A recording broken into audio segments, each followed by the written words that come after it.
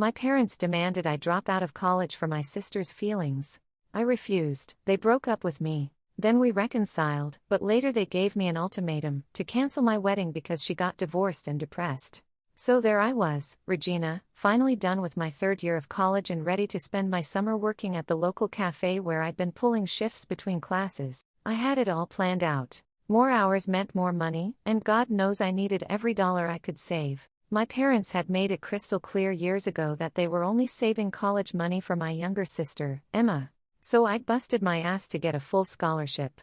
I was literally counting my tip money from the morning shift when my phone rang. Mom's name flashed on the screen, which was weird because we maybe talked once every few months. Emma was always the golden child, the one who got new clothes while I wore hand-me-downs. The one who got a car for her 16th birthday while I took the bus.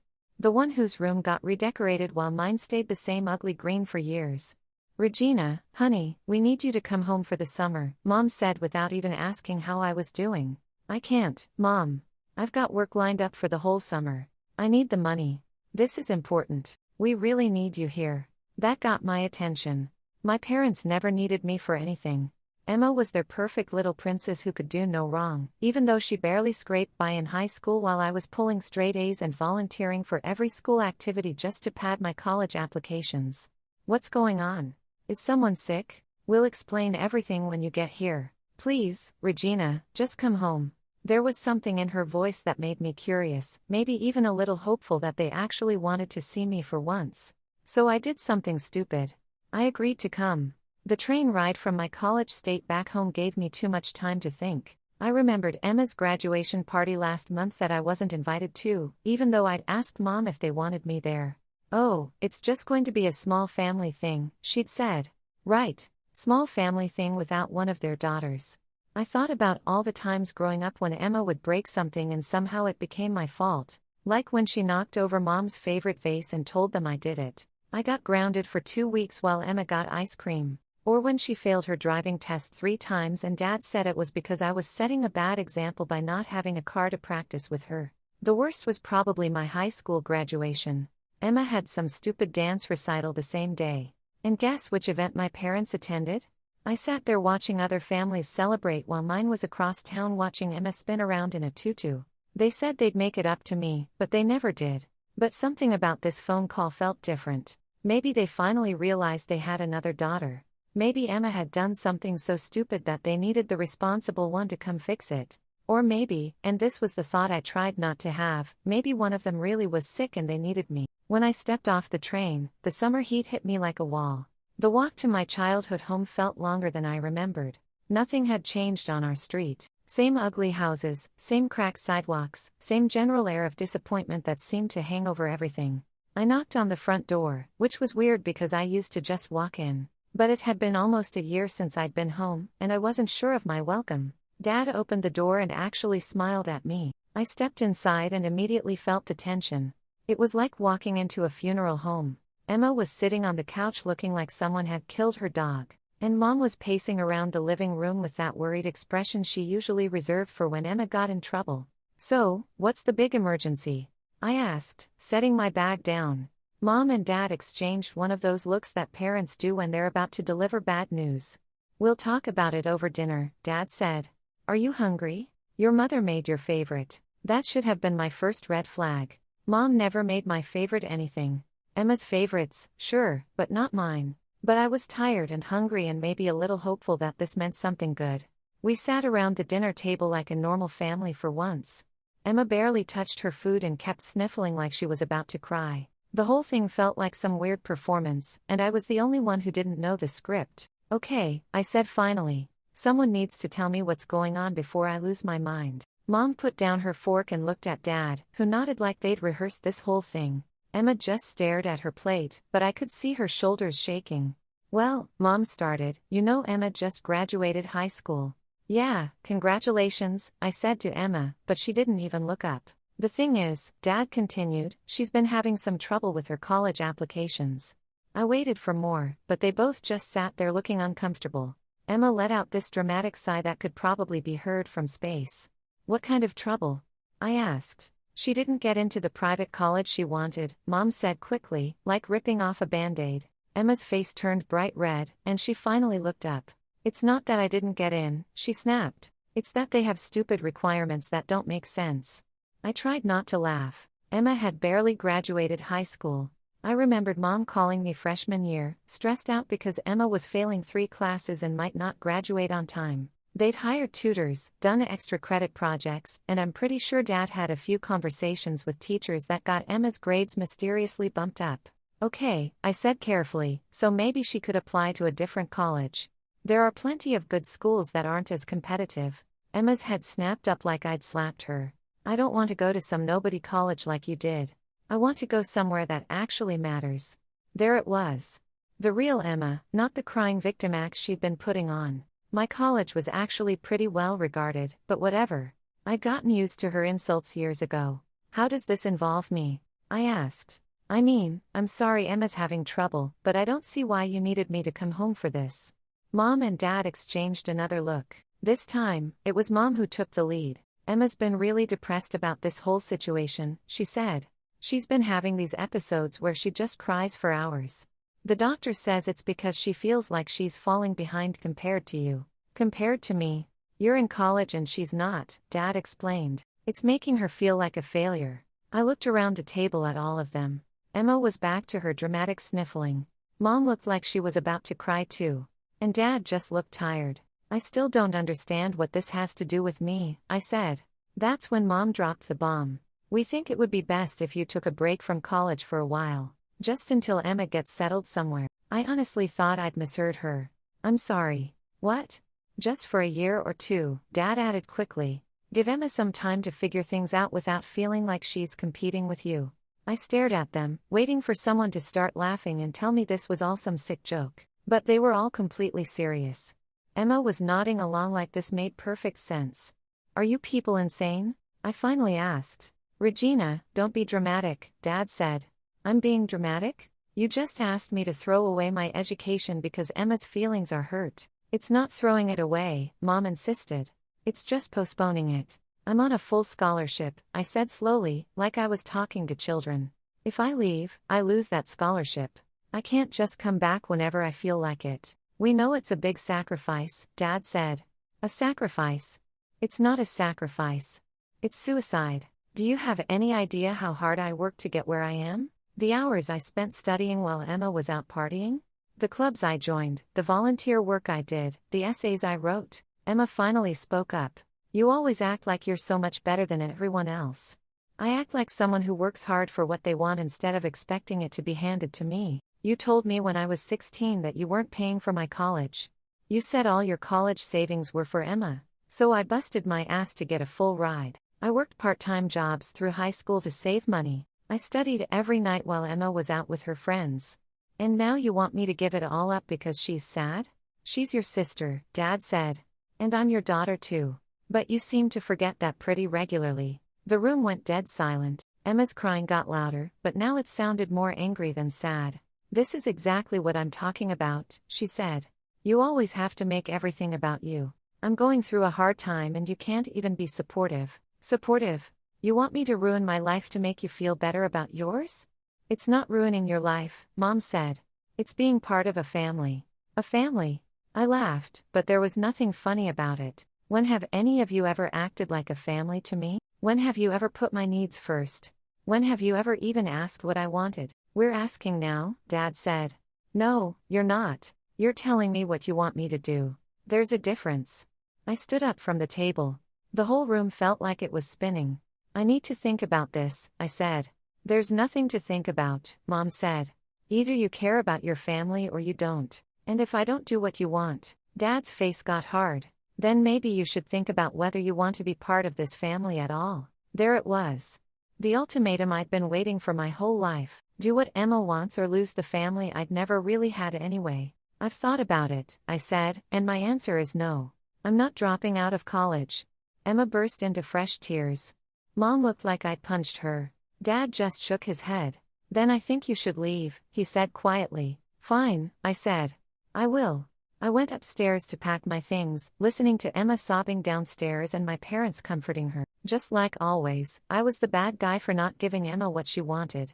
As I threw my clothes into my bag, I thought about all the times this had happened before, just in smaller ways. Emma wanted my birthday party cancelled because she had the flu. Emma wanted my room because it was bigger. Emma wanted me to give her my car money because she crashed hers. And every single time, my parents had expected me to be the bigger person, to sacrifice for Emma, to put her feelings first.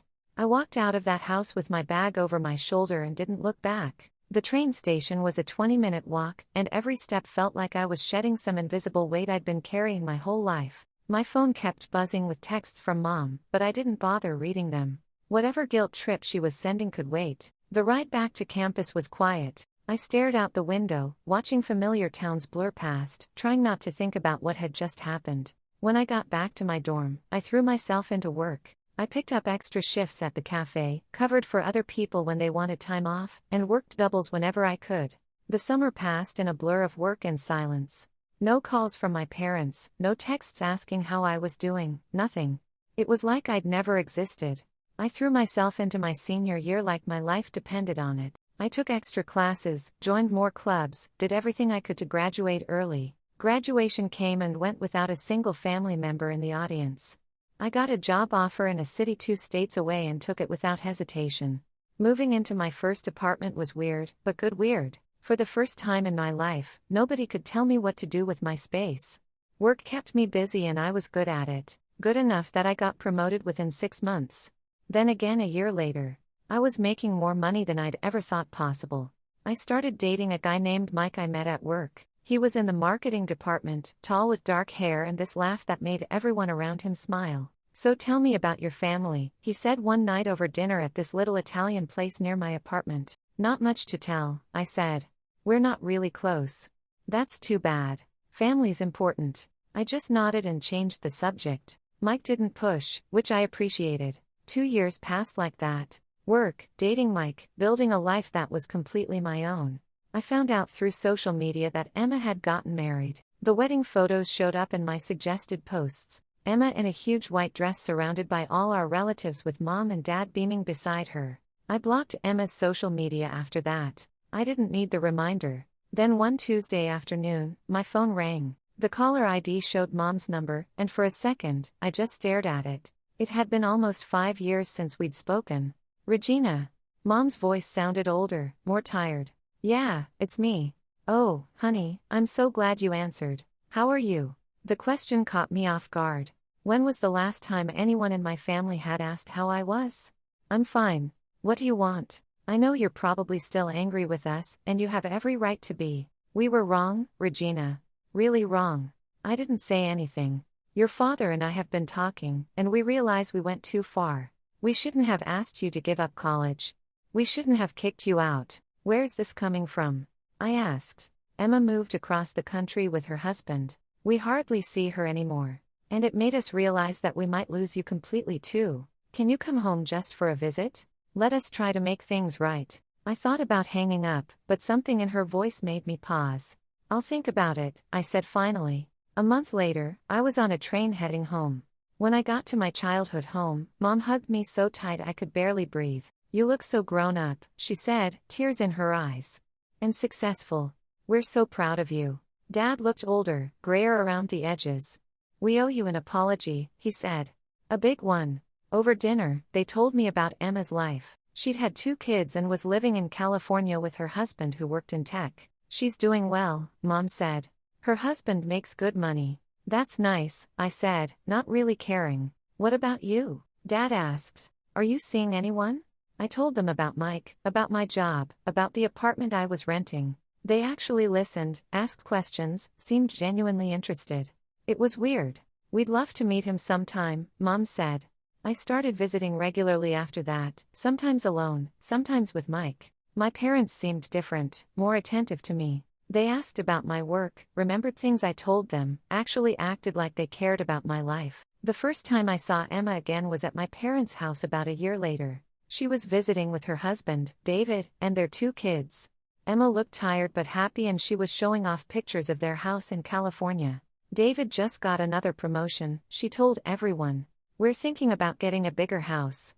"That's great," I said politely. Emma barely acknowledged me beyond basic pleasantries, but at least she wasn't openly hostile. Her husband seemed nice enough, though he spent most of the visit on his phone talking about work. "You should come visit us in California," Emma said as they were leaving.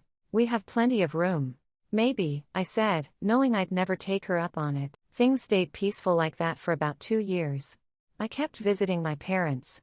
They came to see me and Mike a few times, and we all pretended the past had never happened. Mike and I had been together for about 2.5 years when we decided to get married. "Really?" Mom said when I called to tell her.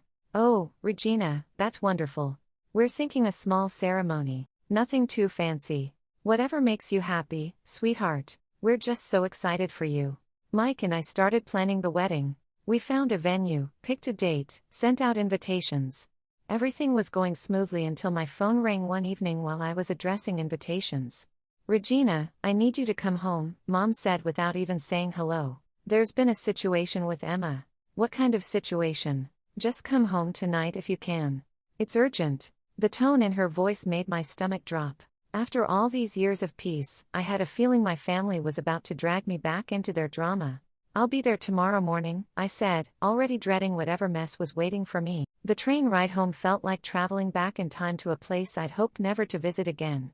Mike had offered to come with me, but I told him to stay and keep working on the wedding plans. Something in Mom's voice told me this was going to be bad, and I didn't want him to see whatever mess my family had created now. When I walked into my parents' house, the atmosphere was exactly like it had been 5 years ago, heavy, depressing, full of drama. Emma was sitting on the couch with red, puffy eyes, and her 2 kids were playing quietly in the corner. She looked like she'd been crying for days. "What's going on?" I asked, setting my purse down. Emma looked up at me with this wounded expression. "David left me. Says the kids aren't his." I sat down slowly, trying to process this information. "What do you mean the kids aren't his?" Emma started crying harder. "He did DNA tests behind my back. He said he'd been suspicious for a while because they don't look like him, and they're not his kids."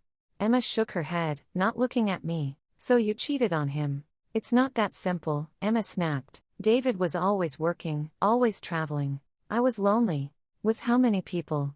"Regina, don't," Mom said sharply. But I was getting the picture. Emma had been sleeping around, got pregnant, and David had been raising kids that weren't his for years.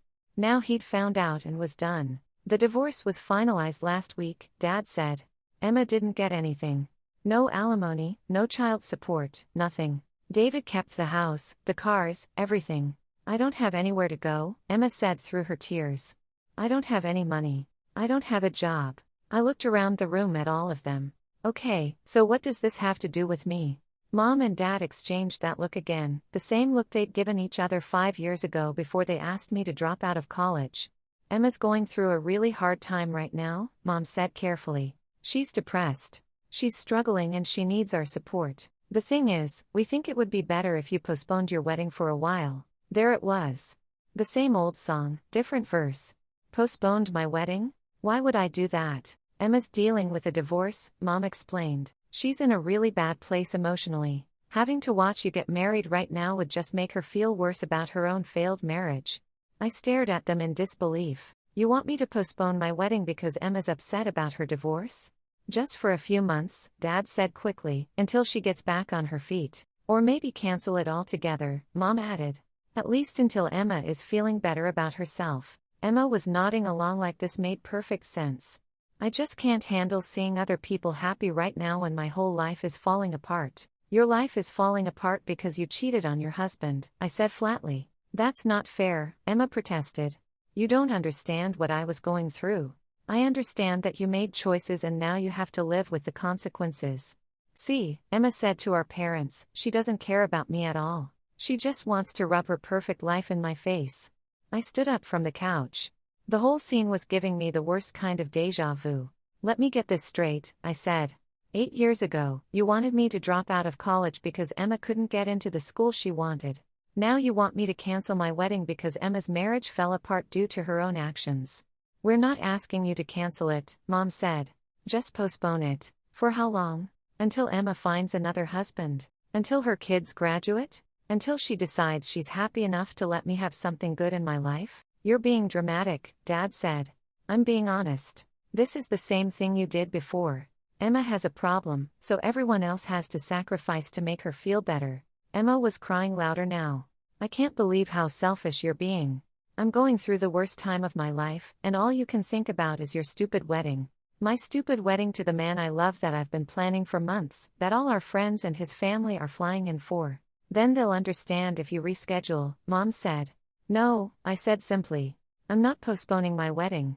I'm not canceling my wedding. I'm getting married next month exactly as planned. But Emma's your sister, Mom pleaded.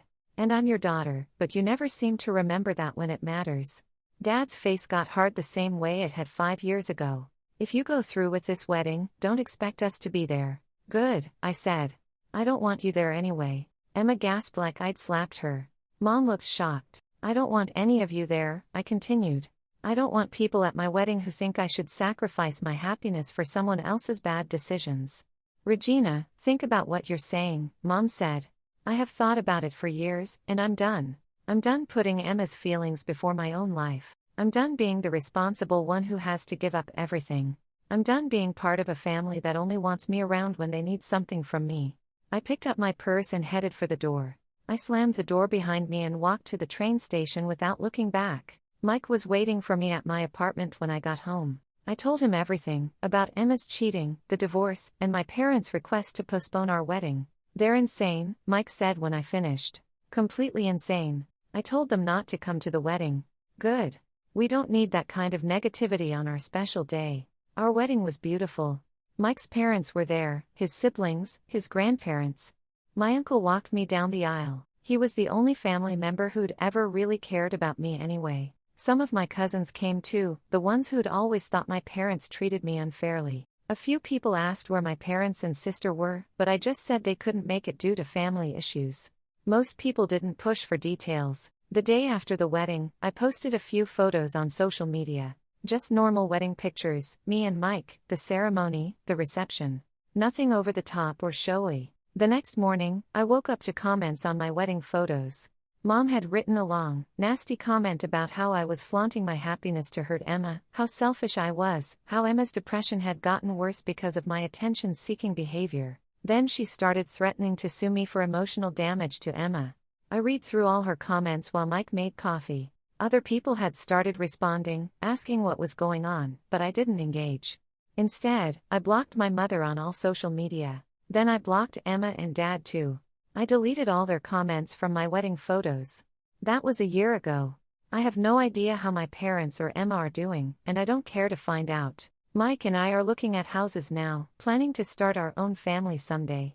We want kids who will grow up knowing they're equally loved and valued. Sometimes I wonder if my parents ever think about me, if they ever regret choosing Emma over me so many times, but mostly I don't think about them at all.